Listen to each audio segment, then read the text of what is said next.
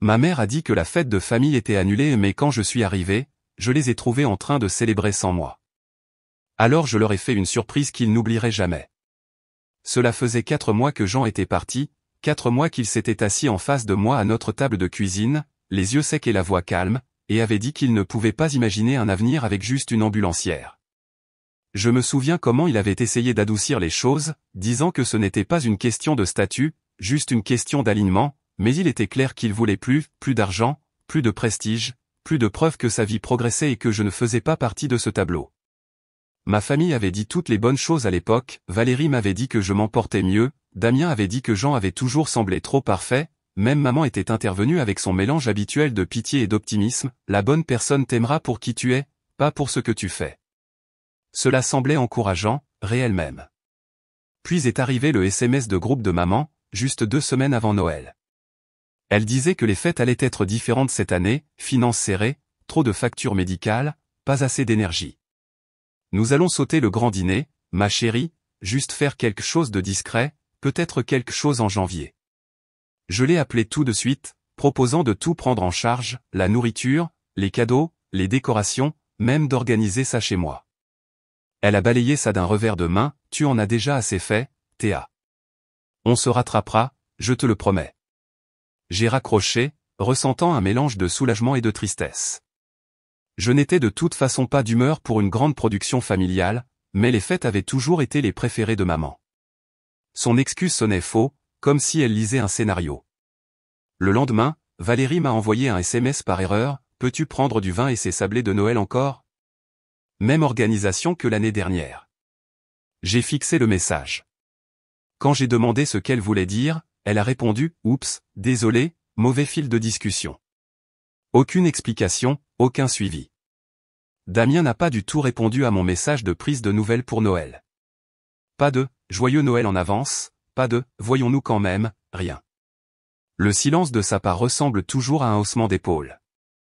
J'ai essayé de ne pas y penser, me disant que j'interprétais trop les choses, que les gens sont occupés, que les choses changent.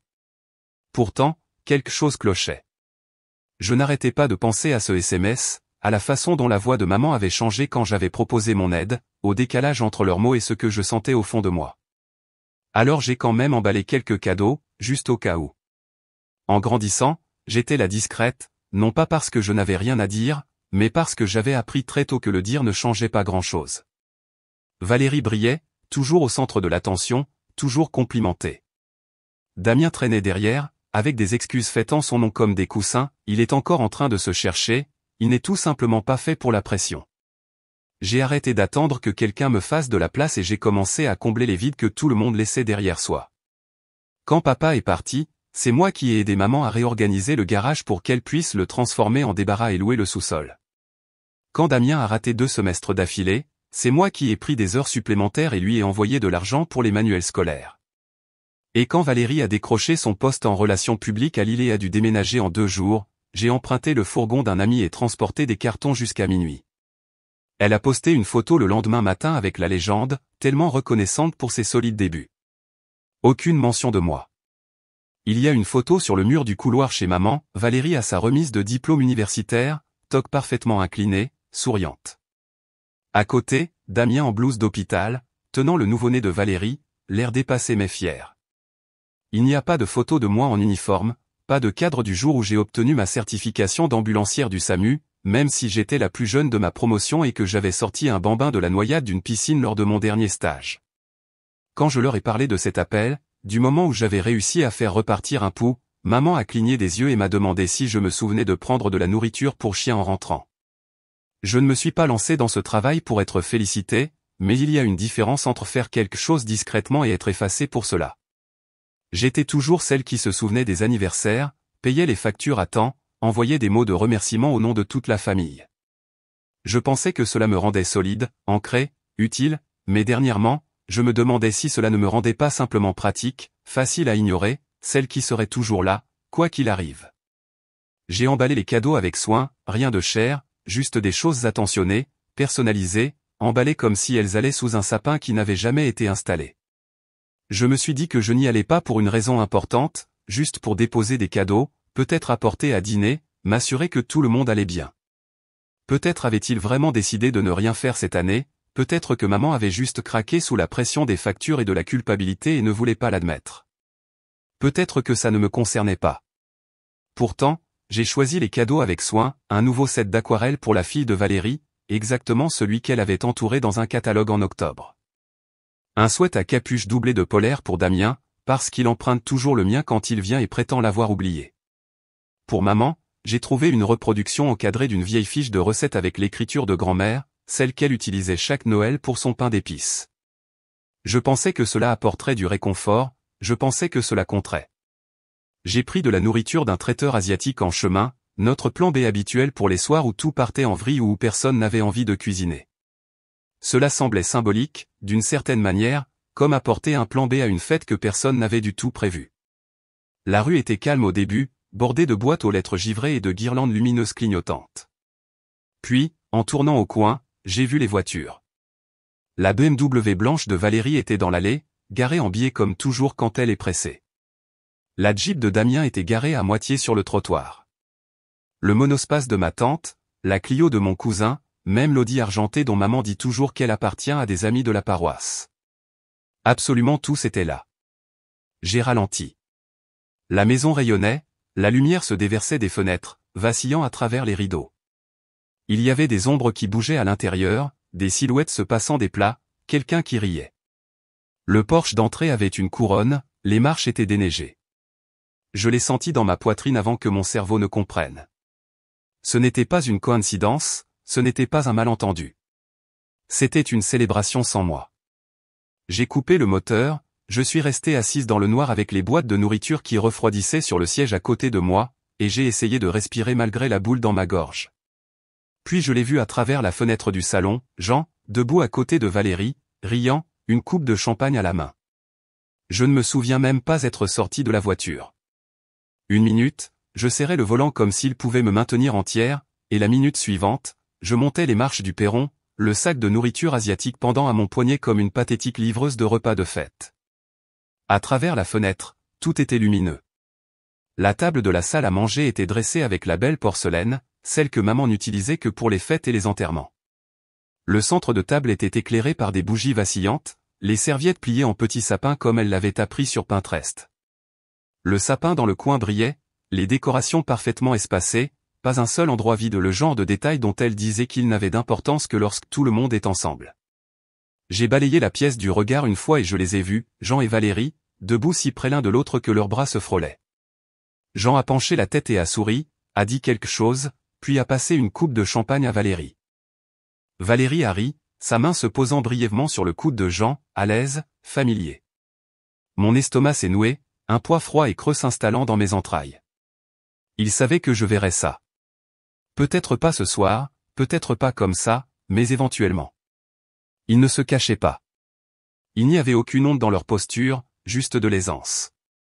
Je suis resté là, figé, essayant de reconstituer le puzzle, quand, comment, pourquoi. Ma main s'est levée avant que je ne prenne la décision. J'ai appuyé sur la sonnette. Elle a retenti, stridente, et aussitôt, le bruit à l'intérieur a changé. Les rires se sont tus, les mouvements se sont arrêtés. Maman est apparue dans le couloir, jetant un coup d'œil vers la porte comme quelqu'un qui espère voir un voisin, ou n'importe qui d'autre. Mais quand elle m'a vu, son visage a changé. Pas de peur, pas de culpabilité. Quelque chose de pire, la déception. Elle a entrouvert la porte, bloquant la vue avec son corps comme si cela pouvait adoucir le choc. « Théa, dit-elle, la voix tendue, qu'est-ce que tu fais là ? » Je croyais que Noël était annulé, ai-je dit, chaque mot tombant plus lourdement que le précédent. Tu as dit que tu n'en avais pas les moyens. Derrière elle, le silence s'est étiré. Jean a tourné la tête, Valérie s'est rapprochée de lui, Damien se tenait près de la cheminée, les bras croisés. Personne n'a bougé. La main de maman planait sur la poignée de porte, incertaine de devoir la fermer ou l'ouvrir davantage. J'ai apporté à manger, ai-je dit en soulevant le sac, mais on dirait que je suis en retard. Valérie a atteint la porte avant que maman ne puisse la fermer. Théa, dit-elle, comme si elle n'était pas sûre de me saluer ou de se préparer à l'impact. Je suis entré sans attendre la permission. La chaleur m'a frappé en premier, la chaleur du four, le scintillement des bougies, l'odeur épaisse de viande rôtie et de quelque chose de sucré qui cuisait. Puis vint le silence. Les têtes se sont tournées, les conversations sont mortes en plein milieu d'une phrase. Jean a baissé son verre, les yeux rivés au sol. Damien regardait le plafond comme s'il l'étudiait à la recherche de fissures. Je me tenais là, dans mes bottes, tenant un sac de plats à emporter comme une offrande de paix dans une guerre dont j'ignorais que j'y participais. Ça s'est organisé à la dernière minute, a dit maman, sa voix douce, son ton mesuré, comme si elle essayait de raconter l'histoire correctement sans trop la faire pencher d'un côté ou de l'autre. Valérie a proposé d'apporter quelques trucs, et ça a juste évolué. On ne pensait pas que tu serais d'attaque pour ça. J'ai jeté un coup d'œil à Jean. Il a changé de pied mais ne voulait toujours pas croiser mon regard. Et Jean, ai-je demandé. Il s'est aussi juste retrouvé sur la liste des invités par hasard? Le sourire de maman a vacillé. Jean est toujours proche de Valérie. Vous deux, ça s'est terminé en mauvais termes.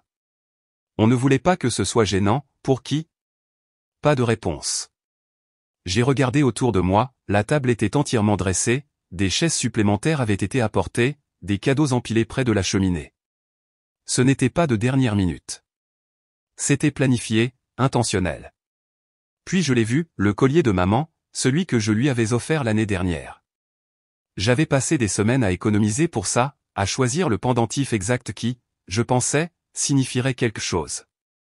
Elle le portait maintenant, nonchalamment, comme un rappel de tout ce que j'avais donné, même quand je ne recevais rien en retour. Je me suis tourné vers Damien. Tu ne pouvais pas me répondre par SMS, mais tu pouvais venir pour ça? Il a haussé les épaules sans me regarder. J'ai ri une fois, un rire sec et bas. Ah oui, bien sûr. J'ai laissé tomber le sac de nourriture sur la table de l'entrée, chaque boîte heurtant le bois avec un bruit sourd. Pourquoi n'ai-je pas été invité, ai-je demandé à la pièce, pas juste à une personne? Dites-moi juste ça. Personne n'a répondu. Le silence disait tout. Personne n'a dit un mot, alors je l'ai dit pour eux, vous avez planifié ça. Vous tous. Pendant que je pensais que nous annulions Noël, vous organisiez tout un dîner, décoration, vin, dessert, cadeaux. Et vous n'avez pas pensé à m'inclure. Pourquoi? Valérie s'est avancée, la mâchoire serrée. Toi et Jean, c'était déjà fini. Pourquoi voudrais-tu qu'il soit là? Je n'ai pas dit que je le voulais ici, ai-je lancé. Je dis que je méritais de savoir. Valérie a croisé les bras. Lui et moi, nous avons plus en commun, Théa. Il comprend vraiment ma vie, mon travail.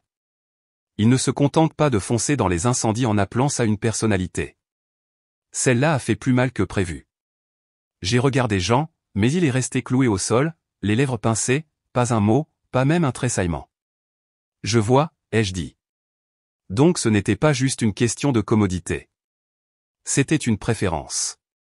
La voix de maman est intervenue doucement, comme toujours quand les choses devenaient inconfortables. Théa, ma chérie, tu as toujours été forte, indépendante. Jean s'intègre mieux avec nous maintenant. Peut-être qu'il est temps de laisser tomber. S'intègre mieux, ai-je répété. Mieux que la fille qui a payé tes factures d'électricité l'hiver dernier, qui a refinancé son propre prêt auto pour t'aider après l'opération, qui garde le gamin de Valérie 2 fois par semaine pour qu'elle puisse avoir ses week-ends? Damien a levé les yeux au ciel. Mon Dieu, tu prends tout tellement personnellement. Mes mains se sont serrées. Tu veux dire la fois où j'ai payé ton loyer? Ou quand tu m'as appelé en pleurant à 2 heures du matin parce que tu avais perdu ton travail et que je t'ai viré toutes mes économies par Lydia? La pièce est redevenue silencieuse, mais c'était un silence glacial. Personne ne croisait le regard des autres. Un verre a glissé de la main de quelqu'un, je ne sais même pas de qui, et s'est brisé sur le parquet. Personne n'a bougé pour nettoyer. J'ai reculé d'un pas vers la porte. Mon sac était toujours là, intact, la nourriture à l'intérieur maintenant froide. J'ai regardé les gens auxquels je pensais appartenir, ma famille, mon ex, tous figés dans leur honte ou leur indifférence. Et j'ai failli sortir. Failli. Mais quelque chose en moi, quelque chose que j'avais passé des années à faire taire, m'a dit de ne pas partir tout de suite. Pas sans dire les choses que j'avais gardées enfermées derrière la politesse et l'obligation pendant bien trop longtemps. Je me suis retourné. Le temps d'arriver à mon appartement, l'adrénaline était retombée, laissant derrière elle une lourdeur plus profonde que l'épuisement, plus amère que la rage. J'ai laissé tomber mes clés sur le comptoir, enlevé mes chaussures d'un coup de pied et me suis assise en silence. Pas de musique, pas de télé, juste le son de ma propre respiration, trop fort dans une pièce qui me semblait enfin être la mienne. J'ai sorti mon téléphone et tapé le message rapidement, pas de montée en puissance dramatique, pas d'explication. Vous avez annulé Noël mais gardé les cadeaux, l'aide et le silence. N'appelez pas, débrouillez-vous. J'ai appuyé sur envoyer et, pour la première fois depuis des années, je me fichais de ce qu'ils pensaient de moi. Je me suis connecté à tous les comptes auxquels ils avaient accès, cartes de crédit, factures communes, contacts d'urgence, et je les ai supprimés un par un. Damien n'était plus autorisé à utiliser mon compte Amazon Prime. Le calendrier de babysitting de Valérie a été supprimé. J'ai changé mon contact d'urgence de maman à ma meilleure amie, Manon. C'est elle qui était vraiment venue me chercher aux urgences l'année dernière quand je m'étais déchiré un tendon au travail, pas la famille. Manon. L'application bancaire était la suivante. J'ai annulé le virement automatique qui envoyait 250 € par mois pour les factures de maman. Ce montant avait augmenté discrètement au fil des ans, commençant par « juste pour un petit moment » et ne s'arrêtant jamais. Je me disais que c'était la bonne chose à faire, la chose aimante, mais je n'étais pas sûr que l'amour doive coûter aussi cher. J'ai parcouru mes contacts et bloqué tous les numéros sauf celui de maman. Je ne me faisais pas confiance pour couper complètement les ponts avec elle, pas encore. Il y avait encore une partie de moi qui s'accrochait à l'espoir qu'elle appellerait avec quelque chose de réel, quelque chose de différent de la culpabilité ou du déni. Mais je ne retenais pas mon souffle. L'appartement semblait calme d'une manière qui n'était pas solitaire. Il semblait neuf, vide d'une manière qui créait de l'espace, pas de la douleur.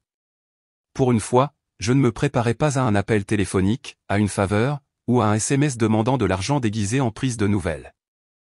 Je me suis blotti sur le canapé avec la couverture que ma grand-mère avait crochetée des années auparavant. Elle était la seule personne qui m'ait jamais regardé et ait vu quelqu'un d'entier, pas un rôle, pas une ressource. J'ai éteint la lampe et laissé l'obscurité s'installer. Les messages sont arrivés lentement au début. Un SMS de Jean, 2 semaines après le dîner, je ne m'attendais pas à te voir ce soir-là. Je suis désolé si ça t'a blessé. Je n'ai pas répondu. Une semaine plus tard, un autre, nous n'avons jamais voulu que ça se passe comme ça. C'était toujours la rengaine, n'est-ce pas? Comme ça, comme si la trahison avait été un problème d'organisation. Valérie a envoyé un email. L'objet était « On peut parler ?» À l'intérieur, un flot de mots se faisant passer pour des excuses, « Je suis désolé que tu te sois senti exclu. » Ce n'était pas personnel. Tu as toujours été si intense à propos des choses. Comme si le problème était ma réaction, pas leur choix. Damien a texté ensuite. Pas de préambule, juste, tu crois que tu pourrais m'aider à payer le loyer ce mois-ci? Je suis un peu coincé. Je l'ai supprimé sans lire le reste. Au lieu de répondre, j'ai passé mes soirées à mettre à jour mon CV. Il y avait une annonce pour un poste d'ambulancier sauveteur en montagne dans les Alpes, terrain isolé, équipe d'intervention rapide, météo imprévisible. Cela ressemblait à la paix et à l'adrénaline réunies. J'ai postulé. 2 entretiens plus tard, je l'ai eu. Faire mes valises a été plus facile que prévu. J'ai gardé ce qui comptait, mon équipement, mes livres, le couvre-lit de grand-mère, le collier que maman portait ce soir-là mais n'a plus jamais mentionné. Tout le reste, je l'ai donné. Je suis parti sans dire au revoir. Mon nouveau chez-moi se trouvait au bord d'une crête de sapin, neige plus profonde, ciel plus vaste, air plus vif. Les gens ne demandaient pas ce que je faisais, dans la vraie vie. Ils savaient que c'était ça, la vraie vie. Je n'étais plus l'assistante. J'étais juste Théa. J'ai adopté un bâtard au refuge local, en partie berger, en partie croisé. Je l'ai appelé Stella. Nous avons passé Noël ensemble. Je portais un pyjama en flanelle, j'ai fait du chocolat chaud maison et j'ai regardé le feu diminuer sans vérifier mon téléphone une seule fois. Il n'y avait pas de cadeau, pas de sapin, pas d'appel téléphonique tendu. Juste le silence. Pas celui qui punit, mais celui qui apaise, celui qui laisse dormir. Stella s'est blottie à mes pieds pendant que je finissais un livre que je n'avais pas pris le temps de lire depuis des années. Et pour la première fois de ma vie d'adulte, je n'ai pas eu l'impression qu'il me manquait quelque chose. 6 mois plus tard, je me tenais dans ma cuisine, regardant la vapeur s'élever d'une marmite de ragoût pendant que Stella ronflait sous la table. La maison sentait l'ail, le romarin, et quelque chose qui ressemblait à un foyer, bien que ce ne fût pas celui où j'avais grandi. J'avais invité quelques personnes de l'équipe, 3 secouristes, un pilote et une technicienne de cordée nommée Léa, qui m'a rappelé que la confiance ne doit pas toujours se gagner par le sang. Ils sont arrivés avec des tupperwares dépareillés, des rires et des histoires qui ne m'obligeaient à rien prouver. Personne n'a posé de questions sur mon passé. Ils se sont juste passé le pain et m'ont demandé si j'avais déjà vu le lever du soleil sur la Crétaie. Au-dessus de la cheminée, il y avait une petite photo encadrée de moi, Stella, et la montagne derrière nous, le ciel peint en orange et or. Je l'avais prise avec un retardateur un matin avant une garde.